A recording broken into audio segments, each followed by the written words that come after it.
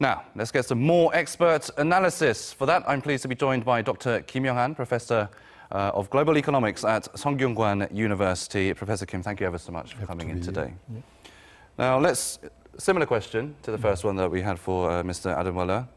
The move is going to have an impact on Korean businesses. The local semiconductor industry is being said to have the biggest impact, is going to take the biggest hit, as materials needed to make the chips, most of them are coming in from Japan, and now that's going to be tougher to bring in. But there are hundreds of other items that have been included now with this tighter permit system that Japan has just announced. What other sectors besides the semiconductor industry do you think will take a hit? Well, when you look at the so-called industrial structure, especially close relationship between the Korean industrial structure and the Japanese industrial structure can be described as a kind of one-sided dependence on Japanese core part and components, especially technology-intensive sector. So therefore, we can say basically all technology-intensive sector which is heavily dependent on Japanese core part and component will be heavily affected. So we can think about just in close connection with the semiconductor display industry will be also heavily hit.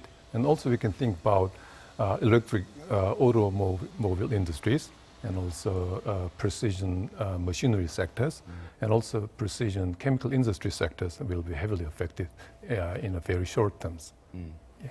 Now, many analysts are saying that Tokyo's retaliatory moves are a double-edged sword. So they will not only hurt South Korean companies and the South Korean economy, but also Japanese firms, and in turn affect the global economy as well.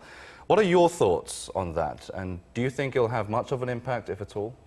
Yes, definitely. Say, since yes, the first direct impact would be that will be negative hit would be Korean industry. But at the same time, we can imagine that the biggest Korean industries are biggest customers of Japanese supplier of core part and components, implying that Japanese supplier of core part and components are about to lose their biggest customers.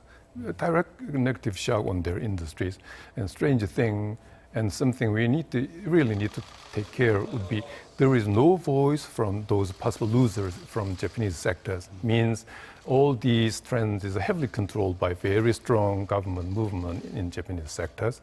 So the possible those damage in Japanese sector might be, I can expect, somewhat heavily controlled and also supported by Japanese government, let's say in short terms. And definitely global value chains will be very, very heavily negatively affected, and most global business might lose a real significant confidence on kind of traditional global value chains. And also, in short term, we cannot expect that negative impact in the supply of the semiconductors, since we have the data shows they keep some level of inventories, but in it's kind of long terms, definitely the increased uncertainties in those semiconductor industry will be spread out throughout the whole industry, in amplifying the uncertainty, definite negative impact on global economies. So not just a one-way street then. It'll definitely have both, others will be caught in the crossfire. Now, President Moon is obviously not happy, as are many South Koreans. He's warned of what he's called severe consequences, although the details of what those consequences are still yet to be announced. He also says he's confident Korea can overcome this hurdle. What options does Korea have to counter Tokyo's latest move, and is scrapping GSOMIA one of them, by any chance, you think?